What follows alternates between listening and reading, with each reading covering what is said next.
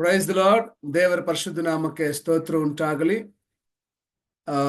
ಇದುವರೆಗೂ ನಡೆಸಿದ ದೇವರಿಗೆ ನಾವು ಕೋಟಿ ಸ್ತೋತ್ರ ಮಾಡೋಣ ಪ್ರಿಯರೇ. ಈ ರೀತಿಯಾಗಿ ನಾವೆಲ್ಲರೂ ಆತನ ಪಾದ ಸನ್ನಿಧಾನದಲ್ಲಿ ಈ ಝೂಮ್ ಮುಖಾಂತರವಾಗಿ ಸೇರುವಂತ ಕೃಪೆ ದೇವರು ಕೊಟ್ಟಿದ್ದಾರೆ. ಸೇರುವಂತ ನಿಮ್ಮೆಲ್ಲರಿಗೂ ಯೇಸು ಕ್ರಿಸ್ತನ ಮಧುರ ನಾಮದಲ್ಲಿ ನಾನು ವಂದಿಸುವಂತವನಾಗಿದ್ದೇನೆ. ಸೊ ದೇವರು ತಾನೇ ಇನ್ನು ಅನೇಕರನ್ನ ನಮ್ಮೊಂದಿಗೆ ಜಾಯಿನ್ ಮಾಡಿಸ್ಲಿ ಮತ್ತು ನಂತರ ಈಗ ಈ ವಿಡಿಯೋ ನೋಡುವಂತವರನ್ನು ಕೂಡ ದೇವರು ಹೇರಳವಾಗಿ ಆಶೀರ್ವಾದ ಮಾಡಲಿ. ಕಡೆವರೆಗೂ ಈ ವಿಡಿಯೋನ ಮತ್ತೆ ನಮ್ಮ ಝೂಮ್ ಲಿಂಕ್ ಅಲ್ಲಿ ನೀವು ಜಾಯಿನ್ ಆಗೋದ್ರ ಮೂಲಕವಾಗಿ ದೇವರು ದೊಡ್ಡ ಕಾರ್ಯಗಳನ್ನು ಮಾಡಲಿಕ್ಕೆ ಶಕ್ತನಾಗಿದ್ದಾನೆ ಪ್ರಿಯರೇ. ಸ್ವಲ್ಪ ಸಮಯ ಪ್ರಾರ್ಥನೆ ಆನಂತರ ನಾವು ಬೈಬಲ್ ಇಂದ ಒಂದು ಅತಿ ಶ್ರೇಷ್ಠವಾದ ಕ್ಯಾರೆಕ್ಟರ್ ಅನ್ನ ನಾವು ಈ ದಿನ ಸ್ಟಡಿ ಮಾಡ್ಲಿಕ್ಕಿದ್ದೇವೆ. ಹಾಗಾಗಿ ನಾನು ನಂಬ್ತಾ ಇದ್ದೇನೆ ಯೇಸು ನಾಮದಲ್ಲಿ ಈ ದಿನ ದೊಡ್ಡ ಬದಲಾವಣೆ ನಿಮ್ಮ ಜೀವಿತದಲ್ಲಿ ಆಗ್ಲಿಕ್ಕಿದೆ. ಸೊ ವ್ಯಕ್ತಿಗಳ ಬಗ್ಗೆ ನಾವು ಕಲಿಯುವಾಗ, ಅವರ ಜೀವಿತದಿಂದ ಕೆಲವು ಪಾಠಗಳನ್ನು ನಾವು ಧ್ಯಾನಿಸುವಾಗ ಖಂಡಿತವಾಗ್ಲೂ ನಮ್ಮ ಜೀವಿತ ಅದು ಸಂಪೂರ್ಣವಾಗಿ ದೇವರ ಕೃಪೆಗೆ ಪಾತ್ರವಾಗಿ ಬದಲಾಗ್ಲಿಕ್ಕಿದೆ ಪ್ರಿಯರೇ. ಸೊ ಹಾಗಾಗಿ ನಂಬಿಕೆಯಿಂದ ನೀವು ಈ ಸಮಯವನ್ನು ದೇವರಿಗಾಗಿ ಸಮರ್ಪಿಸ್ರಿ. ನೀವೆಲ್ಲ ಡಿಸ್ಟ್ರಾಕ್ಷನ್ಸ್ ನ ಪಕ್ಕಕ್ಕೆ ತಳ್ಳಿಬಿಟ್ಟು ಸೊ ದೇವರಿಗಾಗಿ ಈ ಸ್ವಲ್ಪ ಸಮಯ ನೀವು ಸಮರ್ಪಿಸುವುದಾದ್ರೆ ಖಂಡಿತವಾಗ್ಲೂ ದೇವರ ಕೃಪೆನ ಕನಿಕರವನ್ನು ನೀವು ಪಡೀಲಿಕ್ಕೆ ಸಾಧ್ಯ ಪ್ರಿಯರೇ. ಆಮೇನ್. ಬನ್ನಿ ನಾವು ಪ್ರಾರ್ಥನೆ ಮುಖಾಂತರ ದೇವರ ಪಾದ ಸನ್ನಿಧಾನದಲ್ಲಿ ಮುಂದುವರಿಯೋಣ. ಸರ್ವಶಕ್ತನೇ, ಸರ್ವೋನ್ನತನೇ, ಸರ್ವಾಧಿಕಾರಿ ಯೇಸುವೆ, ಅಪ್ಪ, ಇಂದು ನಾವು ಈ 40 ದಿನಗಳ ಪ್ರಾರ್ಥನಾ ಚಾಲೆಂಜ್ ಅಲ್ಲಿ ಮುಂದುವರಿಯುತ್ತಾ ಇಂದು ನಾವು ನಿನ್ನ ಪಾದ ಸನ್ನಿಧಾನಕ್ಕೆ ಮತ್ತೊಂದು ಆವರ್ತಿ ಬಂದಿದ್ದೇವೆ. ನಿಮ್ಮ ವಾಕ್ಯಗಳ ಮೂಲಕ ನಮ್ಮ ಸಂಗಡ ಮಾತಾಡ್ರಿ ಪವಿತ್ರಾತ್ಮ ದೇವರೇ. ಪ್ರಾರ್ಥನೆ ಸಮಯದಲ್ಲಿ ನಿನ್ನ ಪ್ರಸನ್ನತೆಯಿಂದ ನಮ್ಮನ್ನ ನಡೆಸ್ರಿ ಎಂಬುದಾಗಿ ನಾವು ಬೇಡುವಂತವರಾಗಿದ್ದೇವೆ. ಎಲ್ಲ ಘನತೆ, ಮಾನ, ಮಹಿಮೆ, ಪ್ರಭಾವಗಳು ನಿಮಗೆ ಮಾತ್ರ ಸಲ್ಲಲ್ಪಡಲಿ ರಾಜ. ನಿನ್ನ ಕೃಪೆಯು, ಕನಿಕರವು, ದಯೆಯು, ಪ್ರೀತಿಯು ಹೇರಳವಾಗಿ ದೇವರೇ ನಮ್ಮನ್ನು ಆವರಿಸಿಕೊಳ್ಳಲಿ. ನಿನ್ನ ಮಹಿಮೆ ಇವರನ್ನ ಮುನ್ನಡೆಸಲಿ ಕರ್ತನೆ. ಅಪ್ಪ, ಯಾರೆಲ್ಲ ಜಾಯ್ನ್ ಆಗಿದ್ದಾರೋ, ಯಾರೆಲ್ಲ ಜಾಯ್ನ್ ಆಗ್ಲಿಕ್ಕಿದ್ದಾರೋ ನಿನ್ನ ಪ್ರಸನ್ನತೆ ನಮ್ಮನ್ನ ನಡೆಸಲಿ ಸ್ವಾಮಿ. ಈ ವಿಡಿಯೋ ನೋಡುವಂತವ್ರನ್ನ ಕೂಡ ಕರ್ತನೆ ಹೇರಳವಾಗಿ ಆಶೀರ್ವಾದ ಮಾಡ್ರಿ ಅಪ್ಪ. ನಿಮಗಾಗಿ ಸಮಯವನ್ನ ಪ್ರತ್ಯೇಕಿಸುವಂತವರನ್ನಾಗಿ ನಮ್ಮೆಲ್ಲರನ್ನ ಮಾರ್ಪಡಿಸ್ರಿ ಎಂದು ನಿಮ್ಮ ಪಾದ ಮೇಲೆ ನಮ್ಮನ್ನು ಒಪ್ಪಿಸಿಕೊಟ್ಟು ನಜರೇತಿನ ಯೇಸು ನಾಮದಲ್ಲಿ ಪ್ರಾರಂಭ ಮಾಡುತ್ತೇವೆ. ಆಮೆನ್. Praise god. ದೇವರ ಪರಿಶುದ್ಧ ನಾಮಕ್ಕೆ ಸ್ತೋತ್ರ ಉಂಟಾಗಲಿ ಪ್ರಿಯರೇ. ಇಂದು ನಾವು ಕೆಲವು ವಿಷಯಗಳಿಗಾಗಿ ನಾವು ಪ್ರಾರ್ಥನೆ ಮಾಡ್ಲಿಕ್ಕಿದ್ದೇವೆ. ಸೊ ಆ ಪ್ರಾರ್ಥನೆಯನ್ನ ನಮ್ಮ ಜೊತೆ ಇರುವಂತ ಗ್ರೇಸಿಯವರು ನಡೆಸ್ಕೊಡ್ಬೇಕೆಂಬುದಾಗಿ ಪ್ರೀತಿಯಿಂದ ನಾನು ಕೇಳ್ಕೊಳ್ತೇನೆ.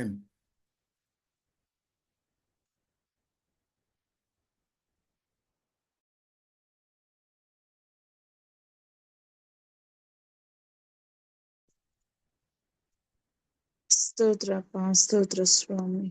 Thank you Lord. ಎಸಪ್ಪ, ನಿಮಗೆ ನಾವು ಸ್ತೋತ್ರ ಮಾಡ್ತೇವೆ ಸ್ವಾಮಿ. ದೇವ್ರೆ, ನೀವು ಒಳ್ಳೆಯವರಪ್ಪ. ನಿಮ್ಗೆ ನಾವು ಸ್ತೋತ್ರ ಮಾಡ್ತೇವೆ ಸ್ವಾಮಿ. 40 days ಪ್ರೇಯರ್ ಅಲ್ಲಿ ಅಪ್ಪ ನಮ್ಮನ್ನ 12th ಡೇ ಸ್ವಾಮಿ ನಡೆಸ್ತಾ ಇದ್ದೀರಿ. ನಿಮಗೆ ನಾವು ಕೋಟಿ ಸ್ತೋತ್ರ ಮಾಡ್ತಾ ಇದ್ದೇವೆ ಸ್ವಾಮಿ. ಅಪ್ಪ, ನೀವು ಒಳ್ಳೆಯವರಪ್ಪ. ನೀವು ಉತ್ತಮನು ಸ್ವಾಮಿ. ನೀವು ಶ್ರೇಷ್ಠನು ಸ್ವಾಮಿ. ಅಪ್ಪ, ನಿಮ್ಮ ಹಾಗೆ ಯಾರು ಇಲ್ಲ ಕರ್ತನೆ. ನಿಮ್ಗೆ ನಾವು ಸ್ತೋತ್ರ ಮಾಡ್ತೇವೆ ಅಪ್ಪ.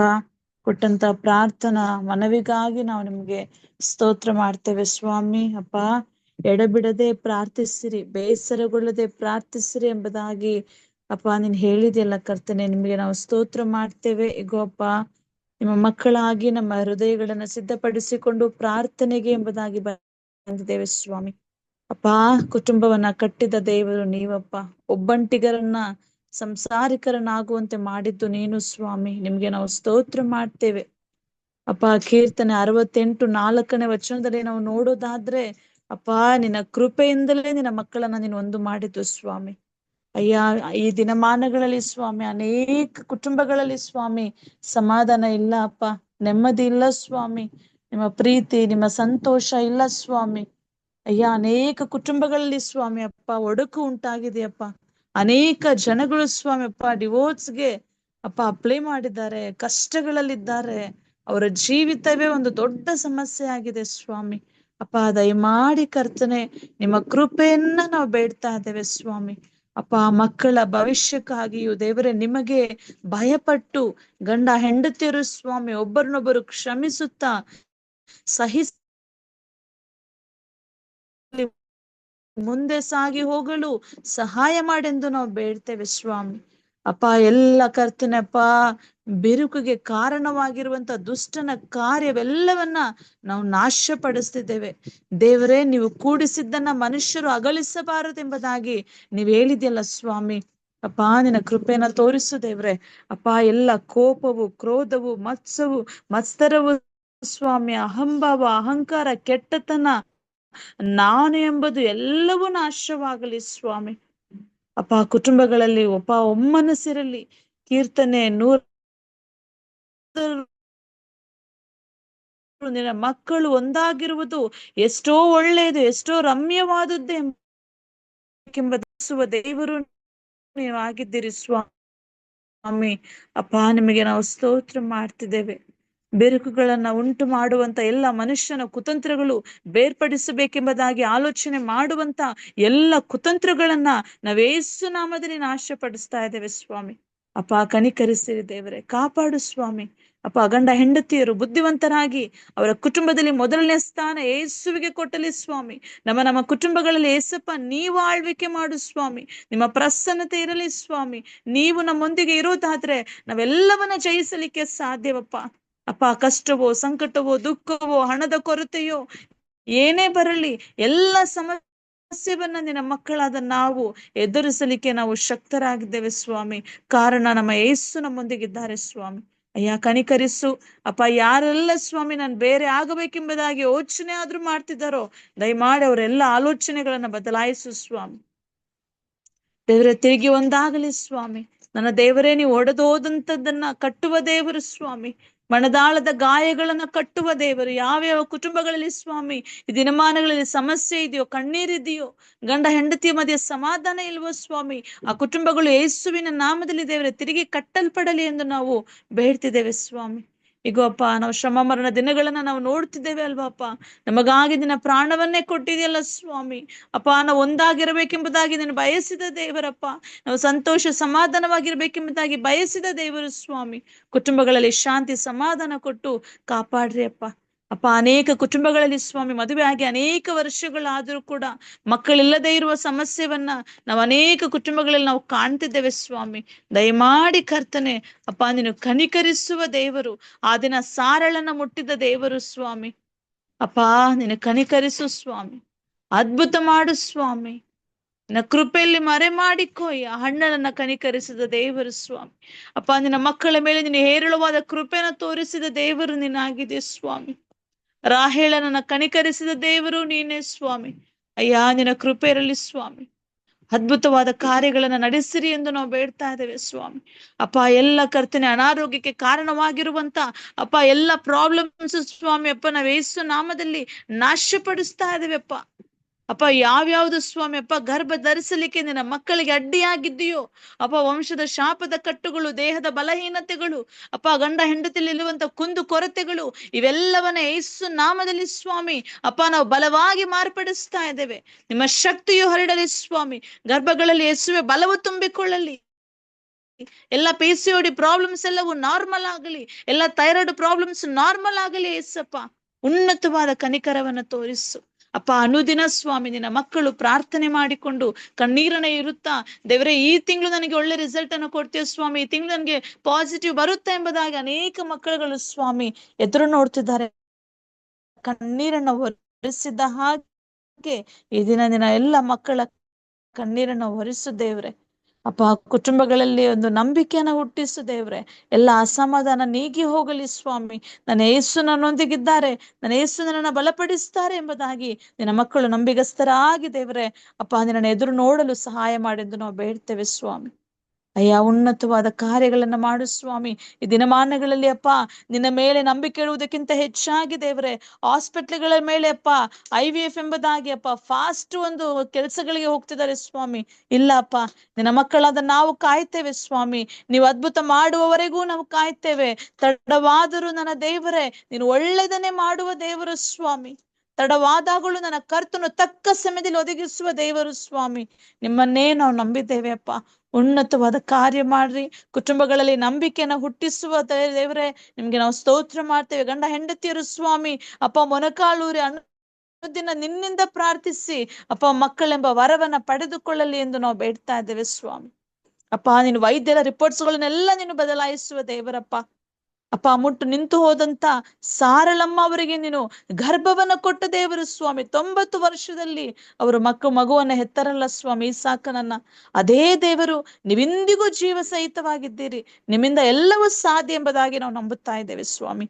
ಕಾಯ್ತೇವೆ ಅಪ್ಪ, ನೀನು ಅದ್ಭುತ ಮಾಡುವವರೆಗೂ ನಿನ್ನ ಮಕ್ಕಳಾದ ನಾವೆಲ್ಲರೂ ಕಾಯ್ತೇವೆ ಸ್ವಾಮಿ. ಒಂದು ದೊಡ್ಡ ಬಿಡುಗಡೆ ಉಂಟಾಗಲಿಪ್ಪ. ಈ 40 days ಅಲ್ಲಿ ನೀನು ಅನೇಕ ಜನ ಮಕ್ಕಳ ಒಂದು ಜೀವಿತಗಳಲ್ಲಿ, ಕುಟುಂಬದಲ್ಲಿ ಅದ್ಭುತ ಮಾಡ್ರಿ ಎಂದು ನಾವು ಬೇಡ್ತಾ ಇದ್ದೇವೆ ಸ್ವಾಮಿ. ನೀನ್ ಶಕ್ತನಾಗಿದೆ ದೇವ್ರೆ, ನಿಮ್ಗೆ ನಾವು ಸ್ತೋತ್ರ ಮಾಡ್ತೇವೆ ಅಪ್ಪ. ಅನೇಕ ನಮ್ಮ ಸ್ತ್ರೀಯರು ಸ್ವಾಮಿ ಅಪ್ಪ ಮದುವೆ ಆಗಿ ಅಪ್ಪ ಅವರು ಪ್ರೆಗ್ನೆಂಟ್ ಅಲ್ಲಿ ಇರುವಾಗ ಅಪ್ಪ ನಿನ್ನ ಮಕ್ಕಳು ಸ್ವಾಮಿ ಯಾರೆಲ್ಲ ಕರ್ತನೆ ಅಪ್ಪ ಅವರು ಪ್ರೆಗ್ನೆಂಟ್ ಅಲ್ಲಿ ಇದ್ದಾರೆ, ಒಂದು ಸಮಯದಲ್ಲಿ ಶಾಂತಿ ಸಮಾಧಾನವಾಗಿರಲಿ ಅಪ್ಪ, ಸಂತೋಷವಾಗಿರಲಿ ಎಂದು ನಾವು ಬೇಡ್ತಾ ಇದ್ದೇವೆ ಸ್ವಾಮಿ. ಅಪ್ಪ ಕುಟುಂಬ ಕರ್ತನೆ ಗರ್ಭದಲ್ಲಿ ಆ ಮಗುವನ್ನ ಅದನ್ನ ಸ್ವಾಮಿ ಅಪ್ಪ ಯೇಸುವೆ ನೀವು ಕನ್ಯೆ ಮರಿಯಲ ಗರ್ಭದಲ್ಲಿ ಇರುವಾಗ ಇದೆಯಲ್ಲಪ್ಪ, ಸ್ನಾನಿಕನಾದ ಯೋಹಾನನ್ನು ಕೂಡ ಸ್ವಾಮಿ ಅಪ್ಪ ಗರ್ಭದಲ್ಲಿ ಸ್ವಾಮಿ ನಿನ್ನ ಆಶೀರ್ವಾದವನ್ನು ಹೊಂದಿಕೊ,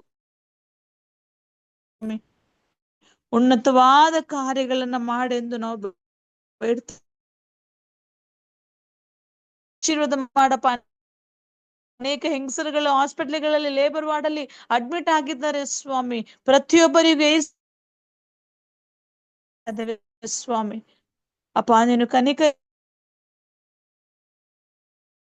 ಮಕ್ಕಳು ದೇವರೇ ಹುಟ್ಟುವಾಗಲೇ ಭಯಂಕರವಾದ ಕಾಯಿಲೆಗಳಿಂದ ಹುಟ್ಟುತ್ತಿದ್ದಾರೆ ಸ್ವಾಮಿ. ಅಪ್ಪ ಎಲ್ಲಿಯೂ ಆ ರೀತಿಯಾದಂತ ಅನಾಹುತಗಳು ಆಗದೇ ಇರಲಿ ಅಪ್ಪ. ಆರೋಗ್ಯವುಳ್ಳ ಮಗುವನ್ನ ಎಸಪ್ಪ ನಿನ್ನ ಮಕ್ಕಳಾದ ನಾವಪ್ಪ ಎಲ್ಲ ತಂದೆ ತಾಯಿಗಳಿಗೂ ಆಶೀರ್ವಾದವಾಗಿ ಕೊಡ್ರಿ ಎಂದು ನಾವು ಬೇಡ್ತಾ ಇದ್ದೇವೆ ಸ್ವಾಮಿ.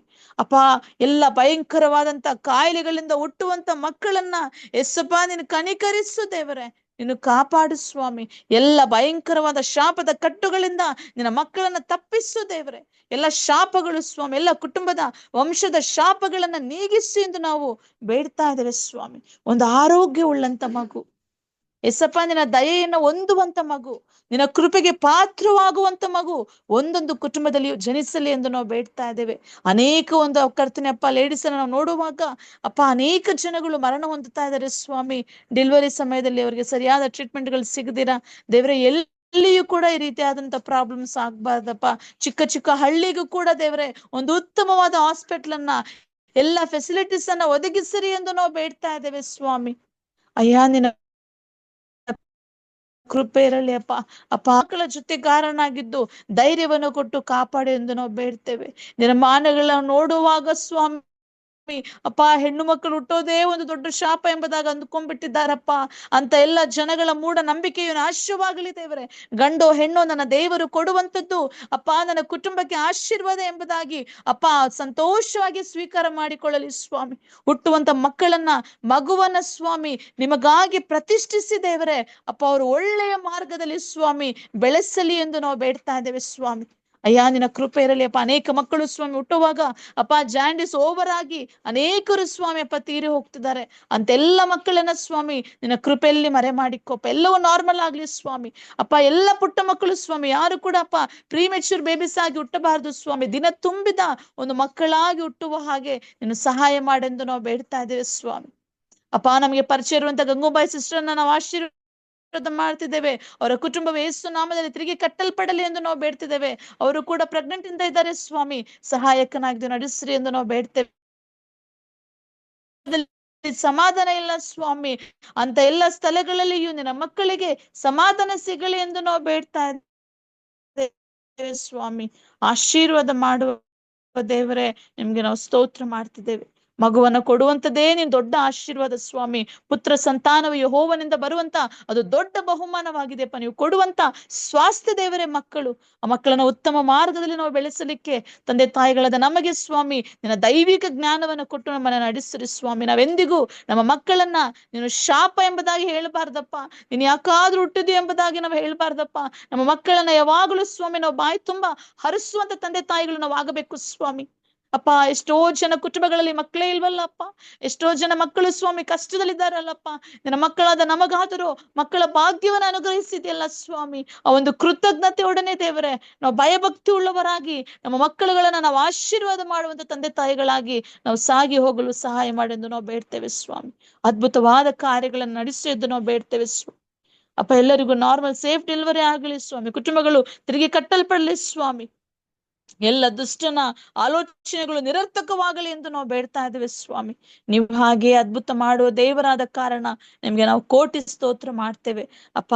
ಈ ದಿನ ನಾವು ಕಳೆದುಕೊಳ್ಳಿಕ್ಕಿರುವಂತ ಅಪ್ಪ ಒಂದು ವ್ಯಕ್ತಿಯ ಬಗ್ಗೆ ನಮಗೆ ತಿಳಿಯಪಡಿಸು ಸ್ವಾಮಿ. ಇನ್ನು ನಿಮ್ಮ ವಾಕ್ಯದಲ್ಲಿ ನಾವು ಬೆಳೆಯಲು ಸಹಾಯ ಮಾಡೆಂದು ನಾವು ಬೇಡ್ತೇವೆ ಸ್ವಾಮಿ. ಎಲ್ಲ ಮಹಿಮೆ ನಿಮಗೆ ಸಲ್ಲಿಸಿ ಮುಂದಿನ ಸಮಯವನ್ನು ನಿನ್ನ ಪಾದದಲ್ಲಿ ನಾವು ಒಪ್ಪಿಸಿಕೊಟ್ಟು ನಜರೇತಿನ ಯೇಸುವಿನ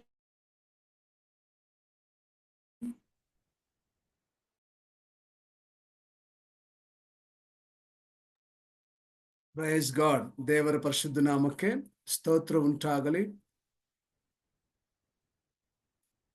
ಒಂದು ಉತ್ತಮವಾದಂತ ಪ್ರಾರ್ಥನೆಯಲ್ಲಿ ದೇವರು ನಮ್ಮನ್ನ ಸಿಸ್ಟರ್ ಗ್ರೇಸಿ ಅವ್ರ ಮುಖಾಂತರ ದೇವರು ನಡೆಸಿದ್ದಾರೆ.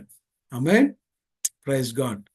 ಸೊ ಮತ್ತೆ ನೀವು ಅದನ್ನ ತಿರುಗಿ ಪ್ಲೇ ಮಾಡೋದ್ರ ಮುಖಾಂತರವಾಗಿ ಆ ಪ್ರಾರ್ಥನೆಯಲ್ಲಿ ನೀವು ಏಕಭವಿಸುವುದಾದ್ರೆ ಖಂಡಿತವಾಗ್ಲೂ ದೇವ್ರ ದೊಡ್ಡ ಕಾರ್ಯಗಳನ್ನು ನಮ್ಮ ಜೀವಿತದಲ್ಲಿ ಮಾಡ್ಲಿಕ್ಕೆ ಸಾಧ್ಯ ಇದೆ ಪ್ರಿಯರೇ. ಬನ್ನಿ, ಈ ದಿನ ನಾವೊಂದು ಅದ್ಭುತವಾದಂತ ವ್ಯಕ್ತಿಯ ಬಗ್ಗೆ ನಾವು ಕಲೀಲಿಕ್ಕಿದ್ದೇವೆ. ಅದೇ ಆ ವ್ಯಕ್ತಿಯ ಹೆಸರೇ ನೋಹ. Praise God. ನೀವೆಲ್ಲರೂ ನೋಹ ತಾತನ ಹೆಸರನ್ನ ತುಂಬಾ ಹೆಚ್ಚಾಗಿ ಕೇಳಿರ್ತೀರಿ. ನೋಹ ತಾತ ಇಡೀ ಮಾನವ ಕುಲಕ್ಕೆ ಗ್ರೇಟೆಸ್ಟ್ ಗ್ರ್ಯಾಂಡ್ ಫಾದರ್. ಹೌದು ಪ್ರಿಯರೇ, ಹೇಗೆ ಮಾನವ ಕುಲಕ್ಕೆ ಆದಾಮ ಮೊದಲನೇ ವ್ಯಕ್ತಿಯಾಗಿ ಕಾಣ ಬರ್ತಾ ಇದ್ದಾರೋ, ಅದೇ ರೀತಿಯಾಗಿ ದೇವರು ಮನುಷ್ಯ ಮನುಷ್ಯ ಕುಲವನ್ನ ಸಂಪೂರ್ಣವಾಗಿ ನಾಶ ಮಾಡಿದ ನಂತರ ಭೂಮಿಯಲ್ಲಿ ಒಬ್ಬರೇ ಮತ್ತು ಅವರ ಕುಟುಂಬ ಮಾತ್ರ ಉಳಿತದೆ. ಅದು ನೋಹ ತಾತ ಮತ್ತು ಅವರ ಕುಟುಂಬ, ಅವರ 3 ಜನ ಮಕ್ಕಳು ಮತ್ತೆ ಅವರ ಕುಟುಂಬಗಳು. Praise God. ದೇವರು ಅದ್ಭುತವಾಗಿಯೂ ಆಶ್ಚರ್ಯಕರವಾಗಿಯೂ ನೋಹ ಅವರ ಕುಟುಂಬದ ಮೂಲಕ ಇಡೀ ಪ್ರಪಂಚದ ಮಾನವ ಕುಲವನ್ನ ಪುನರಾರಂಭಿಸುವಂತ ಅತಿ ಶ್ರೇಷ್ಠವಾದ ಕಾರ್ಯ ಪ್ರೀತಿಯ ನೋಹ ಅವರ ಜೀವಿತದಿಂದ ನಾವು ಕಾಣ್ತಾ ಇದ್ದೇವೆ. ಇವರ ಬಗ್ಗೆ ನಾವು ಆದಿಕಾಂಡ 6ನೇ ಅಧ್ಯಾಯ 11ನೇ ವಚನದಿಂದ ಕೆಲವು ವಚನಗಳ ಮೂಲಕವಾಗಿ ನಾವು ಕಲಿತೇವೆ ಪ್ರಿಯರೇ. ಬಹಳ ಸ್ಪಷ್ಟವಾದಂತ ಒಂದು ವಿವರಣೆ ದೇವರು ತಾನೇ ಪ್ರೀತಿಯ ನೋಹ ಅವರ ಕುರಿತು ನಮಗೆ ತಿಳಿಯಪಡಿಸ್ತಾ ಇದ್ದಾರೆ. ನಾವು 11ನೇ ವಚನ ಗಮನಿಸುವಾಗ ದೇವರು ಭೂಮಿಯ ಕಡೆಗೆ ನೋಡಿದಾಗ ಜನರಿಂದ ಅದು ಕೆಟ್ಟು ಹೋಗಿರುವುದನ್ನು ಕಂಡರು. ಎಲ್ಲೆಲ್ಲೂ ಹಿಂಸೆ ತುಂಬಿಕೊಂಡಿತ್ತು. ಜನರು ದುಷ್ಟರಾಗಿಯೂ ಕ್ರೂರಿಗಳಾಗಿಯೂ ತಮ್ಮ ಜೀವಿತವನ್ನು ಕೆಡಿಸಿಕೊಂಡಿದ್ದರು. ಹಾಗೆಯೇ ಅಲ್ಲಿ ನಾವು ಬಹಳ ಸ್ಪಷ್ಟವಾಗಿ ನೋಡುವಂತ ಒಂದು ಕಾರ್ಯ ಏನಂತಂದ್ರೆ, ಆದರೆ ನೋಹ ಅವರಿಗೆ ದೇವರ ದಯೆ ದೊರಕಿತು ಎಂಬುದಾಗಿ ನಾವು ಗಮನಿಸ್ತಾ ಇದ್ದೇವೆ ಪ್ರಿಯರೇ. ಯಾರಿಗೆ ದೇವರ ದಯೆ ದೊರಕಿತು? ನೋಹ ಅವರಿಗೆ ದೇವರ ದಯೆ ದೊರಕಿತು. ಹಲ್ಲೆಲೂಯಾ. ಯಾಕೆ ನೋಹ ಅವರಿಗೆ ದೇವರ ದಯೆ ದೊರಕಿತು ಎಂಬುದಾಗಿ ಗಮನಿಸುವಾಗ ಅವರು ನೀತಿವಂತರಾಗಿದ್ದರು.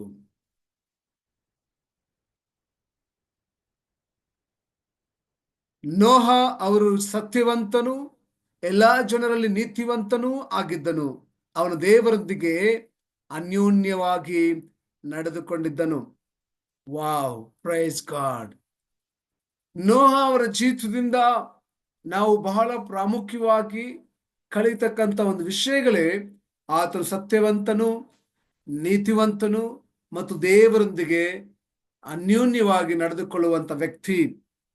ಈ ಶ್ರೇಷ್ಠವಾದಂತ ಗುಣಲಕ್ಷಣಗಳು ನೋಹ ಅವರ ಜೀವಿತದ ನಾವು ಕಾಣೋದ್ರಿಂದ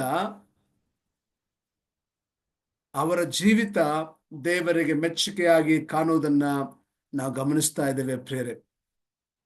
ಪ್ರೈಸ್ ಗಾಡ್. ದೇವರ ಪರಿಶುದ್ಧ ನಾಮಕ್ಕೆ ಸ್ತೋತ್ರವಾಗಲಿ. ಇಬ್ರಿಯ 11:7 ನಾವು ಗಮನಿಸುವ ಹಾಗೆ, ಇಬ್ರಿಯ 11:7 ನಾವು ಗಮನಿಸುವ ಹಾಗೆ, ಕಣ್ಣಿಗೆ ಇನ್ನೂ ಕಾಣದಿದ್ದ ಸಂಗತಿಗಳ ಬಗ್ಗೆ ದೇವರು ನೋಹನನ್ನು ಎಚ್ಚರಿಸಿದರು.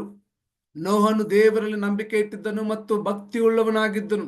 ಆದ್ದರಿಂದ ಆತನು ತನ್ನ ಕುಟುಂಬ ರಕ್ಷಣೆಗಾಗಿ ದೊಡ್ಡ ನಾವೆಯನ್ನು ಕಟ್ಟಿ ಈ ಲೋಕದ ತಪ್ಪನ್ನು ತೋರ್ಪಡಿಸಿದನು. ಹೀಗೆ ನಂಬಿಕೆಯ ಮೂಲಕ ನೀತಿವಂತರಾದ ಜನರಲ್ಲಿ ಅವನು ಕೂಡ ಒಬ್ಬನಾದನು ಎಂಬುದಾಗಿ ದೇವರ ವಾಕ್ಯದಲ್ಲಿ ನಾವು ಗಮನಿಸ್ತಾ ಇದ್ದೇವೆ. ಪ್ರಿಯ ದೇವ ಜನರೇ, ಪ್ರೈಸ್ ಗಾಡ್. ನಾವು ನೋಹ ಅವರ ಜೀವಿತದ ಮುಖಾಂತರ ಅನೇಕ ಸಂಗತಿಗಳನ್ನು ನಾವು ಕಲಿತಾ ಇದ್ದೇವೆ ಪ್ರಿಯರೇ. ನೋಹ ಅವರ ಜೀವಿತ 2 ಪೇತ್ರ 2:5 ಕೂಡ ನಾವು ನೋಡ್ತೇವೆ. ನೋಹ ಅವರು ನೀತಿಯ ಕುರಿತು ಬೋಧಿಸುವಂತ ವ್ಯಕ್ತಿಯಾಗಿದ್ರು ಎಂಬುದಾಗಿ 1 ಪೇತ್ರ 3:20 ನೋಡ್ತೇವೆ. ಅವರ ಜೀವಿತದಲ್ಲಿ ಆದಂತ ಒಂದು ಸನ್ನಿವೇಶ ದೇವರು ಆ ವಾಕ್ಯದ ಮುಖಾಂತರ ದೀಕ್ಷಾ ಸ್ನಾನಕ್ಕೆ ಅದನ್ನ ಹೋಲಿಸುವುದನ್ನು ಕೂಡ ನಾವು ನೋಡ್ತಾ ಇದ್ದೇವೆ. ಹೌದು, ಈ ಲೋಕದ ಪಾಪದಿಂದ ತಪ್ಪಿಸಿಕೊಂಡವರಾಗಿ, ಈ ಲೋಕದ ಜಂಜಾಟದಿಂದ ತಪ್ಪಿಸಿಕೊಂಡವರಾಗಿ ನಾವು ನೀರಿನ ದೀಕ್ಷಾ ಸ್ನಾನದ ಮುಖಾಂತರ ದೇವರಿಗೆ ಸಾಕ್ಷಿಗಳಾಗಿ ಜೀವಿಸಬೇಕು ಅನ್ನುವಂಥ ಶ್ರೇಷ್ಠ ಸಂಗತಿಯನ್ನ ಕೂಡ ದೇವರ ವಾಕ್ಯದ ಮುಖಾಂತರ ನೋಹ ಅವರ ಜೀವಿತ ನಮಗೆ ಕಲಿಸಿಕೊಡುವಂಥದ್ದಾಗಿದೆ ಪ್ರಿಯರೇ. ಮತ್ತಾಯ 24:37-39 ನಾವು ಗಮನಿಸುವ ಹಾಗೆ, ನೋಹ ಅವರ ಜೀವಿತದಲ್ಲಿ ನಡೆದಂತ ಘಟನೆ ಅದು ದೇವರ 2ನೇ ಬರೋಣದ ಮುನ್ಸೂಚನೆ. ಮತ್ತು ಆ ಒಂದು ವಿಧದಲ್ಲಿ ಯಾವ ರೀತಿಯಲ್ಲಿ ಆಗಿನ ಜನರು ಉಂಡು ಕುಡಿದು ತಮ್ಮ ಇಷ್ಟ ಬನ ಬಂದಂತೆ ಜೀವಿಸ್ತಾ ಇದ್ರು, ಭಯಂಕರವಾದ ಪಾಪವು ಲೋಕವನ್ನು ತುಂಬಿಕೊಂಡಿತ್ತು. ಆ ಸಂದರ್ಭದಲ್ಲಿ ಜಲಪ್ರಳಯ ಉಂಟಾಯಿತು, ಇಡೀ ಮಾನವ ಕುಲವನ್ನ ನಾಶ ಮಾಡಿತು ಎಂಬುದಾಗಿ ದೇವರ ವಾಕ್ಯದ ಮುಖಾಂತರ ನಾವು ತಿಳ್ಕೊಳ್ತೇವೆ. ಅದೇ ರೀತಿಯಾಗಿ ದೇವರ 2ನೇ ಬರೋಣ ಕೂಡ ಪ್ರಿಯರೇ ನಮ್ಮ ಜೀವಿತದಲ್ಲಿ ಸಂಭವಿಸಲಿಕ್ಕಿದೆ. ಯಾರು ಊಹಿಸದೇ ಇರುವಂತ ಸಂದರ್ಭ, ಯಾರು ನೋಡದೆ ಕಾಣದೇ ಇರುವಂತ ಸಂದರ್ಭ, ಯಾರು ಗ್ರಹಿಸದೇ ಇರುವಂತ ಸಂದರ್ಭ. ದೇವರ ವಾಕ್ಯ ಇನ್ನೂ ಮುಂದಾಗಿ ನಮ್ಗೆ ಹೇಳುವಂತ ಸಂಗತಿ ಅಂತಂದ್ರೆ, ಕಲ್ಲನ್ನು ಬರುವಂತ ಸಮಯ ಸಂದರ್ಭ ಯಾರಿಗೆ ಯಾವಾಗ ಗೊತ್ತಿರೋದಿಲ್ವೋ, ಅದೇ ರೀತಿಯಾಗಿ ಕ್ರಿಸ್ತನ ಬರುವಂತ ಸಮಯ ಗೊತ್ತಿಲ್ಲದ ಕಾರಣ ನಿಮ್ಮನ್ನು ನೀವು ಸಿದ್ಧಪಡಿಸಿಕೊಳ್ಳ್ರಿ ಎಂಬುದಾಗಿ ದೇವರ ವಾಕ್ಯ ನಮ್ಮನ್ನು ಎಚ್ಚರಿಸುತ್ತದೆ. ಪ್ರೀತಿಯ ದೇವ ಮಗುವೇ, ನಾವು ಕ್ರಿಸ್ತನ 2ನೇ ಬರೋಣಕ್ಕಾಗಿ ಸಿದ್ಧವಾಗೋಣ. ಮಾರನಾಥ, ನೀ ಬೇಗ ಬಾ ಸ್ವಾಮಿ. ನೋಹ ಅವರ ಹೆಸರಿನ ಅರ್ಥ ಕಂಫರ್ಟ್ ಅಂಡ್ ರೆಸ್ಟ್. ಒಂದು ಕಂಫರ್ಟ್ ಮತ್ತು ರೆಸ್ಟ್ ಅನ್ನುವಂತ ಹೆಸರಿನ ಅರ್ಥವನ್ನು ನಾವು ಬಹಳ ಸ್ಪಷ್ಟವಾಗಿ ಗಮನಿಸ್ತಾ ಇದ್ದೇವೆ. ಅವರ ಮೂಲ ಪೂರ್ವಜರು ಮತ್ತು ಕುಟುಂಬ ಜೀವನದ ಬಗ್ಗೆ ನಾವು ಗಮನಿಸುವಾಗ, ನೋಹ ಅವರು ಪ್ರಳಯಕ್ಕಿಂತ ಮುಂಚೆ ಇದ್ದಂತ ಪ್ರಧಾನರಲ್ಲಿ 10ನೆಯ ಪ್ರಧಾನ ವ್ಯಕ್ತಿಯಾಗಿದ್ದರು. ಆತನ ತಂದೆ ಲಾಮಕ್. ನೋಹ ಅವರ ತಂದೆ ಲಾಮಕ್ ದಾದಿಕಾಂಡದಲ್ಲಿ 4ನೇ ಅಧ್ಯಾಯ 19-24 ಹೇಳಿದಂತ ಲಾಮಕ್ನಲ್ಲ. ಈತನು ಬೇರೆ ಲಾಮಕ್ನ ಆಗಿದ್ದಾನೆ ಪ್ರಿಯರೇ. ಈತನ ಗ್ರ್ಯಾಂಡ್ ಫಾದರ್ ವಾಸ್ ಮೆತುಶೆಲ. ಮೆತುಶೆಲ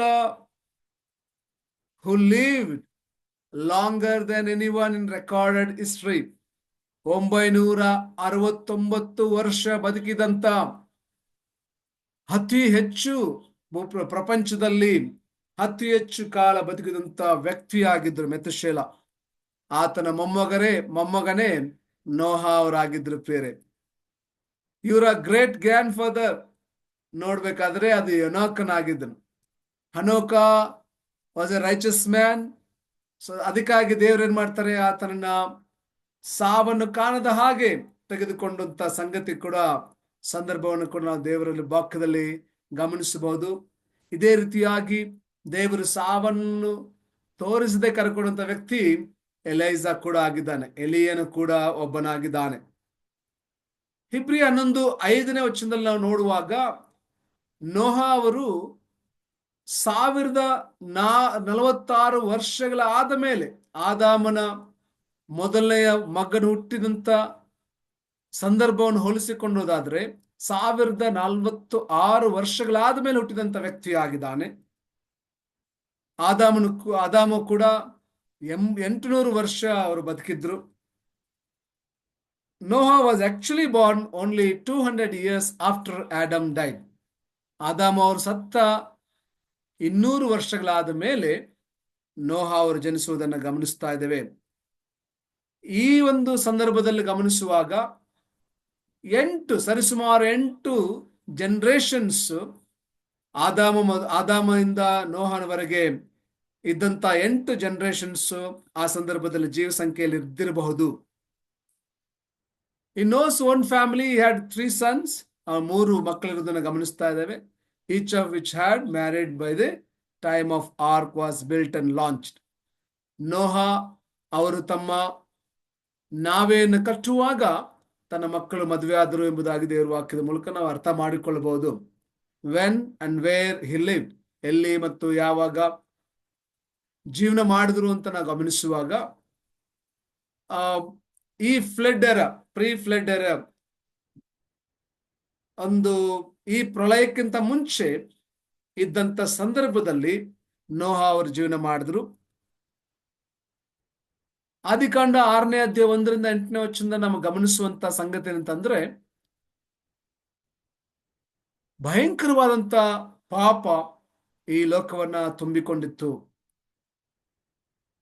ತುಂಬಾ ಪೈಶಾಚಿಕರವಾದಂತ, ತುಂಬಾ ಕೆಟ್ಟದಂತ, ದೇವರನ್ನ ಕೋಪಪಡಿಸುವಂತ ಸೃಷ್ಟಿ ಕ್ರಮಕ್ಕೆ ವಿರುದ್ಧವಾದಂತ ಕಾರ್ಯಗಳು ಕೂಡ ಆ ಸಂದರ್ಭದಲ್ಲಿ ನಡೀತಾ ಇದ್ವು. ಹಾಗಾಗಿಯೇ ದೇವರು ಇಡೀ ಸೃಷ್ಟಿಯನ್ನೇ ನಾಶ ಮಾಡಬೇಕು, ಸೃಷ್ಟಿಯಿಂದ ಈ ಭೂಲೋಕದಲ್ಲಿ ಉಂಟು ಮಾಡಿದಂತ ಮನುಷ್ಯನ ಕೆಟ್ಟತನವನ್ನ, ಮನುಷ್ಯನ ಮೋಸತನವನ್ನ ನಾಶಪಡಿಸಬೇಕೆಂಬುದಾಗಿ ದೇವರು ಬಯಸಿದರು ಪ್ರಿಯರೇ. ದೇವರ ವಾಕ್ಯದಲ್ಲಿ ಇನ್ನು ದುಃಖಕರವಾದ ಒಂದು ಸಂಗತಿ ನೋಡ್ತೇವೆ. ದೇವರು ಮನುಷ್ಯನನ್ನು ಉಂಟು ಮಾಡಿದ್ದಕ್ಕೆ ಪಶ್ಚಾತ್ತಾಪ ಪಟ್ಟರು ಎಂಬುದಾಗಿ, ಯಾಕಾದ್ರೂ ಈತನನ್ನ ಕ್ರಿಯೇಟ್ ಮಾಡಿದ್ನೋ ಎಂಬುದಾಗಿ ದೇವರು ದುಃಖ ಪಡುವಂತ, ಬೇಜಾರು ಮಾಡಿಕೊಳ್ಳುವಂತ ಸಂಗತಿ ಕೂಡ ನಾವು ಗಮನಿಸಬಹುದು. ಈತನ ಜನನದ ವಿಷಯದಲ್ಲಿ ಗಮನಿಸುವಾಗ we don't really know of any special event surrounding Noah's birth. His father did give him his name, hoping that somehow Noah would bring rest to a race that was weary with living because of the effects of the curse on the world. ಭೂಲೋಕದ ಮೇಲೆ ಬಂದಂತ ಶಾಪದ ಸಂದರ್ಭದಲ್ಲಿ ನೋಹ ಹೇಗಾದ್ರೂ ಸಮಾಧಾನ ವಿಶ್ರಾಂತಿ ತರಬಹುದು ಅನ್ನುವಂತ ನಂಬಿಕೆಯಲ್ಲಿ ನೋಹ ಎಂಬುದಾಗಿ ಆ ತಂದೆ ಹೆಸರಿಡುವಂತ ಸಂದರ್ಭ ಉಂಟಾಗ್ತದೆ ಪ್ರಿಯರೇ. ಟ್ರೈನಿಂಗ್ ಅಂಡ್ ಆಕ್ಯುಪೇಷನ್, ಆತನ ತರಬೇತಿ ಮತ್ತು ಕೆಲಸ ನಾವು ಗಮನಿಸುವಾಗ ಆತನ ಜೀವನ ಮಾಡಿದಂತ ಸರಿಸುಮಾರು 950 ವರ್ಷಗಳು. ಆತನು ಸಂಪೂರ್ಣ ಜೀವನ ಮಾಡಿದಂತ ಕಾಲ 950 ವರ್ಷ. 600 ವರ್ಷಗಳಲ್ಲಿ 600 ವರ್ಷಗಳು ಪ್ರಳಯಕ್ಕಿಂತ ಮುಂಚೆ 600 ವರ್ಷಗಳು ಆತನ ಜೀವನ ಮಾಡೋದನ್ನು ಗಮನಿಸ್ತಾ ಇದ್ದೇವೆ. 120 of those years would have largely been consumed with building the ark. ಸರಿಸುಮಾರು 120 ವರ್ಷಗಳು ನಾವೇನು ಕಟ್ಟುವುದರಲ್ಲಿ ಆತನ ಜೀವನ ಸಾಗಿ ಹೋಯಿತು ಎಂಬುದಾಗಿ ನಾವು ಗಮನಿಸ್ತೇವೆ. So for much of his life, his occupation was ship builder. ಆತನ ಕೆಲಸ ನಾವು ಗಮನಿಸುವಾಗ ದೇವರ ವಾಕ್ಯದಲ್ಲಿ ಉಲ್ಲೇಖಿಸಿದ ಹಾಗೆ ಆತನು ನಾವೇ ಕಟ್ಟುವಂತ ವ್ಯಕ್ತಿಯಾಗಿದ್ದನು. ಚರಿತ್ರೆಯಲ್ಲಿ ಆತನ ಒಂದು ಸ್ಥಳ ಎಂಬುದು ಗಮನಿಸುವಾಗ Noah obviously has a very important place in history. He is the ancestor of all humans on earth. ಪ್ರಪಂಚದಲ್ಲಿರುವಂತ ಭೂಲೋಕದಲ್ಲಿರುವಂತ ಎಲ್ಲಾ ಮಾನವ ಕುಲಕ್ಕೆ ಆತನು ಮೂಲ ಪಿತೃವಾಗಿದ್ದಾನೆ ಪ್ರೇರೆ. ಎಲ್ಲ ಮಾನವರ ಪೂರ್ವಜ ಆತನಾಗಿದ್ದಾನೆ. ಆತನು ಭೂಮಿಯ ಮೇಲೆ ಎಲ್ಲಾ ಜೀವಿಗಳನ್ನು ಉಳಿಸಲು ದೇವರು ಬಳಸಿದ ವ್ಯಕ್ತಿ ಮತ್ತು ಆದ್ದರಿಂದ ಅವರನ್ನ ವೀರ ಎಂದು ಕರೆಯಬಹುದು. ವಾಸ್ತವವಾಗಿ ಅವರು ಇಬ್ರಿಯ 11:7 ನಂಬಿಕೆಯ ವೀರರಲ್ಲಿ ಒಬ್ಬರಾಗಿ ಪಟ್ಟಿ ಮಾಡಲ್ಪಟ್ಟಿದ್ದಾರೆ ಪ್ರೇರೆ. ಇಬ್ರಿಯ 11ನೇ ಅಧ್ಯಾಯದಲ್ಲಿ ಹೇಳಲ್ಪಟ್ಟಂತ ಎಲ್ಲಾ ಅನೇಕ ವೀರರ ಪಟ್ಟಿಯಲ್ಲಿ ಈ ವ್ಯಕ್ತಿಯ ಹೆಸರು ಕೂಡ ನಾವು ಗಮನಿಸ್ತೇವೆ. ಇನ್ಫ್ಯಾಕ್ಟ್ ನಾವು ಈಗ ಜೀವನ ಮಾಡ್ತಿರುವಂತ ಒಂದು ವಂಶ ಕುಲ ನಾವು ನೋಡುವಾಗ ನಾವೆಲ್ಲರೂ ನೋಹನಿಂದ ಬಂದಂತ ಕುಟುಂಬವಾಗಿದ್ದೇವೆ. ನಮ್ಮ DNA ನೋಹನಿಂದ ಬಂದದ್ದಾಗಿದೆ ಪ್ರೇರೆ. Wow, praise god. ಈತನ ವೀಕ್ನೆಸ್, ದೌರ್ಬಲ್ಯಗಳನ್ನು ನಾವು ಗಮನಿಸುವಾಗ ಕುಡಿಯುವ ವಿಷಯದಲ್ಲಿ ಸ್ವಯಂ ನಿಯಂತ್ರಣದ ಕೊರತೆ ಇತ್ತು ಅಂತ ನಾವು ಗಮನಿಸಬಹುದು ಪ್ರೇರೆ. ಆತನು ತನ್ನ ನಿಯಂತ್ರಣ ಇರಲಿ, ಸೆಲ್ಫ್ ಕಂಟ್ರೋಲ್ ಇಲ್ಲದೆ ಇರುವಂತ ಒಂದು ವ್ಯಕ್ತಿ ಆಗಿದ್ದರು ಅಂತ ನಾವು ನೋಡ್ತೇವೆ. ಅದು ಬಿಟ್ಟರೆ ಬೇರೆ ಯಾವ ಕೊರತೆಗಳನ್ನ ಕೂಡ ನಾವು ನೋಹ ಅವರ ಜೀವಿತದಿಂದ ನಾವು ಗಮನಿಸೋದಿಲ್ಲ. ಆದ್ರೆ ಇವರಲ್ಲಿ ಇರುವಂತ ಸ್ಟ್ರೆಂತ್, ಸಾಮರ್ಥ್ಯಗಳನ್ನು ನಾವು ಗಮನಿಸುವಾಗ ಅವರು ನೀತಿವಂತರಾಗಿರ್ತಾರೆ. ಹಲ್ಲೆಲೂಯಾ. ದೇವರು ಈ ಲೋಕವನ್ನು ನೋಡುವಾಗ ಪ್ರತಿಯೊಬ್ಬರು ಪಾಪದಲ್ಲಿ, ದುಷ್ಟತನದಲ್ಲಿ, ಎಲ್ಲಾ ತರಹದ ಕೆಟ್ಟತನದಲ್ಲಿ ದೇವರಿಗೆ ವಿರೋಧವಾದ ರೀತಿಯಲ್ಲಿ ಜೀವನ ಮಾಡುತ್ತಿರುವ ಸಂದರ್ಭದಲ್ಲಿ ನೋಹ ಅವರು ನೀತಿವಂತರಾಗಿದ್ರು. ದೇವರ ಮಾತಿಗೆ ವಿಧೇಯತೆ ತೋರಿಸುವಂತ ವ್ಯಕ್ತಿಯಾಗಿದ್ರು. ದೇವರು ಹೇಳಿದ ಒಂದು ಕಾರ್ಯಗಳನ್ನ ಮಾಡುವುದರಲ್ಲಿ ನಂಬಿಕೆ ಇಟ್ಟಂತ ಶ್ರದ್ಧೆಯ ವ್ಯಕ್ತಿಯಾಗಿದ್ರು ಪ್ರಿಯರೇ. ಜಲಪ್ರಳಯ ಉಂಟಾಗುತ್ತೆ ಎಂಬುದಾಗಿ ದೇವರು ಎಚ್ಚರಿಸುವಾಗ, ಆ ಒಂದು ನಾವೆಯನ್ನ ಬಿಲ್ಡ್ ಮಾಡ್ರಿ ಎಂಬುದಾಗಿ ಹೇಳುವಾಗ ಆ ಒಂದು ಮಾತುಗಳನ್ನ ಕೇಳಿದಂತ ವ್ಯಕ್ತಿ ನಮ್ಮ ನೋಹ ಅವರಾಗಿದ್ದಾರೆ ಪ್ರಿಯರೇ. ಮತ್ತು ಅವರು ಬೋಧಕರಾಗಿದ್ರು. ಅನೇಕರಿಗೆ ಈ ಒಂದು ದೇವರ ಶಿಕ್ಷೆಯ ಬಗ್ಗೆ, ದೇವರ ಒಂದು ಪನಿಷ್ಮೆಂಟ್ ಬರ್ಲಿಕ್ಕಿದೆ, ದೇವರು ಇಡೀ ಲೋಕವನ್ನ ಜಲಪ್ರಳಯದ ಮುಖಾಂತರ ನಾಶಪಡಿಸ್ಲಿಕ್ಕಿದ್ದಾರೆ ಎಂಬುದಾಗಿ ಅನೇಕರಿಗೆ ಎಚ್ಚರಿಸುವಂತ ಪ್ರಯತ್ನ ಕೂಡ ನಮ್ಮ ನೋಹ ಅವರು ಮಾಡಿದ್ರು ಪ್ರಿಯರೇ. ಆದರೆ ಯಾರು ಅವ್ರ ಮಾತನ್ನ ಕೇಳಿಲ್ಲ. ಅವರು ಅಪಹಾಸ್ಯ ಮಾಡುವುದಕ್ಕೆ ತೊಡಗಿದ್ರ ಹೊರತು ಆತನ ಒಂದು ನೀತಿವಂತಿಕೆಯನ್ನ, ಆತನ ಒಂದು ಮಾತುಗಳನ್ನು ಶ್ರದ್ಧೆಯಿಂದ ಕೇಳಿ ಅವರು ತಮ್ಮನ್ನು ತಾವು ದೇವರ ಕಡೆಗೆ ತಿರುಗಿಕೊಳ್ಳಲಿಲ್ಲ ಪ್ರಿಯರೇ. ಮತ್ತು ಆತನು ಆರಾಧಿಸುವಂತ ಆರಾಧಕ ಕೂಡ ಆಗಿದ್ರು ಪ್ರಿಯರೇ. ದೇವರನ್ನು ಆರಾಧಿಸುವಂತ ವ್ಯಕ್ತಿ ಆಗಿದ್ರು. ಅವರು ಹೇಗೆ ನಿಧನರಾದರು, ಅವರು ತಮ್ಮ ಅಂತ್ಯವನ್ನು ಯಾವ ತರ ಅನುಭವಿಸಿದ್ರು ಅಂತ ನಾವು ನೋಡುವಾಗ 950ನೇ ವಯಸ್ಸಿನಲ್ಲಿ ವೃದ್ಧಾಪ್ಯದಿಂದ ನಿಧನರಾದರು ಅಂತ ನಾವು ಗಮನಿಸಬಹುದು ಪ್ರಿಯರೇ. ಅವರ ಜೀವನದ ಕಲಿಯುವಂತ ನಾವು ಪಾಠಗಳು. ಹೌದು, ನೋಹ ಅವರ ಜೀವಿತದ ಮುಖಾಂತರ ನಾವು ಅನೇಕ ಪಾಠಗಳನ್ನು ನಾವು ಕಲಿಯಬಹುದು ಪ್ರಿಯರೇ. ದೇವರ ಮಹಿಮೆಯನ್ನು ನಾವು ಕಾಣಬಹುದು, ದೇವರ ಕೃಪೆಯನ್ನು ನಾವು ಕಾಣಬಹುದು. ನಾವು ಗಮನಿಸುವಂತ ಬಹಳ ಪ್ರಾಮುಖ್ಯವಾದಂತ ಪಾಠಗಳು, ದೇವರು ನ್ಯಾಯ ಉಳ್ಳ ದೇವರು, ನ್ಯಾಯ ನೀತಿಯನ್ನು ನೆರವೇರಿಸುವ ದೇವರು, ದೇವರು ಪ್ರೀತಿಸುವ ದೇವರು, ದೇವರು ತನ್ನ ವಾಗ್ದಾನಗಳನ್ನು ನೆರವೇರಿಸುವ ದೇವರು, ಇಟ್ಟುಕೊಳ್ಳುವ ದೇವರು, ಆತನ ಜನರಿಗೆ ಕಾಳಜಿ ವಹಿಸುವಂತ ದೇವರು ನಮ್ಮ ದೇವರಾಗಿದ್ದಾನೆ. ಜನರು ಪ್ರವಾಹಕ್ಕೆ ಸಿದ್ಧರಿರಲಿಲ್ಲ ಮತ್ತು ಎರಡನೇ ಬರುವಿಕೆಗೆ ಸಿದ್ಧರಾಗುವುದಿಲ್ಲ. ದೇವರ ಎಚ್ಚರಿಕೆಗಳನ್ನು ಗಂಭೀರವಾಗಿ ತೆಗೆದುಕೊಳ್ಳ್ರಿ. ಮತ್ತಾಯ 24:37-39ನೇ ವಚನ ನಾವು ಗಮನಿಸುವ ಹಾಗೆ ಈ ದಿನಮಾನಗಳು ದೇವರ ಬರುವಂತ ದಿನಮಾನಗಳು ನೋಹನ ಕಾಲದಲ್ಲಿ ಆದಂತ ಸಂಗತಿಗಳಿಗೆ ಅನುಗುಣವಾಗಿದೆ ಎಂದು ದೇವರ ವಾಕ್ಯ ನಮಗೆ ಎಚ್ಚರಿಸ್ತದೆ ಪ್ರಿಯರೇ. ಪ್ರಪಂಚದ ವರ್ತನೆಯನ್ನು ಓದಿ ಮತ್ತು ಚರ್ಚಿಸಿ ನಾವು ಗಮನಿಸೋಣ. ಯಾಕೆಂದ್ರೆ ಈ ದಿನಮಾನಗಳು ನೋಹನ ಕಾಲದಲ್ಲಾದಂಥ ದಿನಮಾನಗಳ ಹಾಗೆ ಇದೆ ಪ್ರಿಯರೇ. ನಾವು ಬಹು ಎಚ್ಚರಿಕೆಯಿಂದ ಇರಬೇಕಾದದ್ದು ನಮ್ಮ ಕರ್ತವ್ಯವಾಗಿದೆ. ನೋಡ್ರಿ, ಮತ್ತಾಯ 24:37, ನೋಹನ ದಿನಗಳು ಹೇಗಿದ್ದವೋ ಹಾಗೆಯೇ ಮನುಷ್ಯ ಕುಮಾರನ ಬರುಣವು ಇರುವುದು. ಹೇಗೆಂದರೆ ಜಲಪ್ರಳಯಕ್ಕೆ ಮುಂಚಿನ ದಿನಗಳಲ್ಲಿ ನೋಹನ ನಾವೆಯಲ್ಲಿ ಸೇರಿದ ದಿನದ ತನಕ ಜನರು ತಿನ್ನುತ್ತಾ, ಕುಡಿಯುತ್ತಾ, ಮದುವೆ ಮಾಡಿಕೊಡುತ್ತಾ ಇದ್ದರು. ಪ್ರಳಯದ ನೀರು ಬಂದು ಎಲ್ಲರನ್ನು ಕೊಚ್ಚಿಕೊಂಡು ಹೋಗುವ ತನಕ ಅವರು ಏನು ತಿಳಿಯದೇ ಇದ್ದರಲ್ಲ, ಅದರಂತೆಯೇ ಮನುಷ್ಯ ಕುಮಾರನು ಬರುವ ಕಾಲದಲ್ಲಿಯೂ ಇರುವುದು. ವಾವ್, ಹೌದು ಪ್ರಿಯರೇ. ನೋಹ ಅವರು ಶಿಪ್ ಕಟ್ಟುವಾಗ, ಹಡಗು ಕಟ್ಟುವಾಗ ಅವರು ಎಷ್ಟೇ ಎಚ್ಚರಿಸಿದ್ರು ಜನರು ಅದಕ್ಕೆ ಗಮನ ಕೊಡಲಿಲ್ಲ ಪ್ರಿಯರೇ. ಯಾವಾಗ ಅವರಿಗೆ ಎಚ್ಚೆತ್ತುಕೊಂಡು ಬಂದ್ರು ಗೊತ್ತಾ? ದೇವರು ಯಾವಾಗ ಪ್ರಳಯವನ್ನು ಪ್ರಾರಂಭ ಮಾಡಿದ್ರು, ಭೂಮಿ ನೀರಿನಿಂದ ತುಂಬಿಕೊಳ್ಳಲಿಕ್ಕೆ ಪ್ರಾರಂಭವಾಯಿತು, ಆಗ ಎಚ್ಚೆತ್ತುಕೊಂಡರು. ದೇವರ ಯೇಸು ಸ್ವಾಮಿ ಎರಡನೇ ಬರೋಣ ಕೂಡ ಇದೇ ರೀತಿಯಾಗಿರುವಂತದ್ದಾಗಿದೆ ಪ್ರಿಯರೇ. ಈ ದಿನ ನಾವು ಅವರ ಹಾಗೆ ತಿನ್ನುತ್ತಾ, ಕುಡಿಯುತ್ತಾ, ಮದುವೆ ಮಾಡಿಕೊಳ್ಳುತ್ತಾ ಏನು ತಿಳಿಯದೆ ನಮ್ಮ ಕಾರ್ಯಗಳಲ್ಲಿ ನಿರತರಾಗಿದ್ದು, ನಮ್ಮ ಪಾಪಗಳಲ್ಲಿ ನಿರತರಾಗಿದ್ದು, ನಮ್ಮ ಅವಿಧೇಯತ್ವದಲ್ಲಿ ನಿರತರಾಗಿದ್ದರು, ಸ್ವಾಯತ್ತ ಚಿಂತನೆಯನ್ನು ಮಾಡುತ್ತಾ ನಾವು ಜೀವಿಸ್ತಾ ಇರುವುದಾದರೆ ದೇವರ ಬರೋಣ ಪಕ್ಕನೆ ಸಂಭವಿಸಬಹುದು. ದೇವರ ಬರೋಣ ಪಕ್ಕನೆ ಸಂಭವಿಸುವಾಗ ಯೇಸು ಸ್ವಾಮಿ ಮಧ್ಯಾಕಾಶದಲ್ಲಿ ಆತನು ಬರುವಾಗ, ತುತ್ತೂರಿ ಧ್ವನಿ ಕೇಳಲ್ಪಡುವಾಗ, ದೇವ್ರ ವಾಕ್ಯ ಹೇಳ್ತದಲ್ಲ ಪ್ರಿಯರೇ, ಆಗ ಇಬ್ಬರು ಹೊಲದಲ್ಲಿರುವರು, ಒಬ್ಬನು ತೆಗೆದುಕೊಳ್ಳಲ್ಪಡುವನು, ಒಬ್ಬನು ಬಿಡಲ್ಪಡುವನು. ಇಬ್ಬರು ಹೆಂಗಸು ಬೀಸುವ ಕಲ್ಲಿನ ಮುಂದೆ ಕುಳಿತು ಬೀಸುತ್ತಿರುವರು, ಒಬ್ಬಳು ತೆಗೆದುಕೊಳ್ಳಲ್ಪಡುವಳು, ಇನ್ನೊಬ್ಬಳು ಬಿಡಲ್ಪಡುವಳು. ಹೀಗಿರಲಾಗಿ ನಿಮ್ಮ ಕರ್ತನ ಬರುವ ದಿನವು ನಿಮಗೆ ಗೊತ್ತಿಲ್ಲದಿರುವುದರಿಂದ ಎಚ್ಚರವಾಗಿರ್ರಿ.